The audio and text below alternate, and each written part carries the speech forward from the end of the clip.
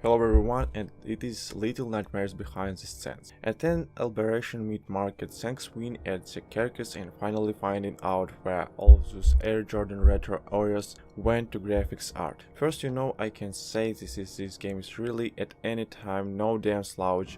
13 FPS on the PS4, 16 12 at a somewhat stable 16 FPS on the PS4 Pro, and that looks like about 900p, and 13 FPS on the Xbox One. But of course none of this is going to match up to the PC, and I was quite surprised easily 4K at a rock solid 16 FPS. A somewhat never I ever now, regardless of the combination of really absolutely wicked location design mixed with this subtle use of both real and false location, making safety myths that throughout this title as a stealth game that plays like a platformer and not the other way around. It's something you dice right away. With the level design, and it's mixed with incredible lighting and detail is just phenomenal, from long throw shadows flickering in that soldier light of your little rip-off. Big lighter to this golden hue that sort of comes in from outdoors trying to find those nasty smashed stained windows. It is just phenomenal color use, and while games of this genre have always been about washing out or picking primary colors or something in between. For their art style, for the most part, Little Nightmares goes for an excellent in between itself that allows from the lighting engine to also show some of the excellent texture work without sort of drawing your eye away just due to flashy colors or the lack of them. Also, I have to say, modeling the character good and bad is just insane. I mean, this is the first time where we figure out the apparently chef Bordy works on the world's worst price cheap and absolutely freaking let himself go at the moment of massive giant. Fatty cell of an enemy grabs you and you just basically shelves their own hand in their haste to see if it's possible to throw you through their body right out the other, and just excellent weight and feel and animation to almost everything.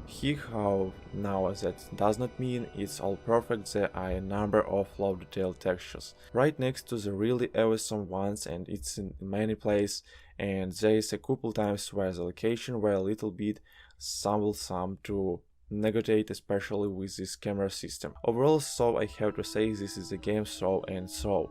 Look at amazing, is performed better than I ever thought it was actually going to, and in the end I really like the design work, sound, music and voice. Of course, when it comes to audio sounds, going to be up first. It is great stuff. Not only is it laced with just the right amount of post-processing, so that the tonal questionable of different enemies' elaborate phrasing is slightly altered when it's a kitchen versus chasing you down. A whole, but it's also in the variety of the ambient sounds. The game absolutely hungers on the ambient sound layers. To be a soundtrack here from the rattle of dishes and soapy water design washed by your enemies to the slough of described shoes in massive waste bins that really do nothing too easy.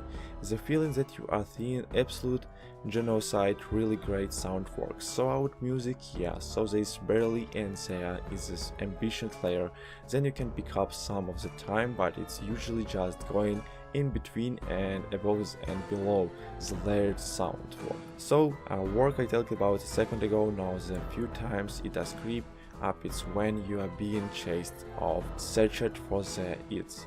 This deep, somber, almost jaws-like track that I adore and totally added tension to all of the moments would I have liked more maybe, but this is one of the rare times when we see a real effort melding the two areas, sound and music, and effectively using one for the other, and I have to applaud them for that, because well, there for the most part it actually worked voice okay. So this is a grunting groans only, but that being said, the first time you hear the elaborate phrasing of the Abyss first causing of this Swedish chef from say same street you aside after you because you knocked over a bottle. It's actually hard not to be just a little bit impressed, and the use of voice to make sounds versus words tells the story in a bit of different way, but it tells it well enough that you can identify with what's happening on screen at one time. So I like it even so it's not necessarily normal or typical voice work gameplay.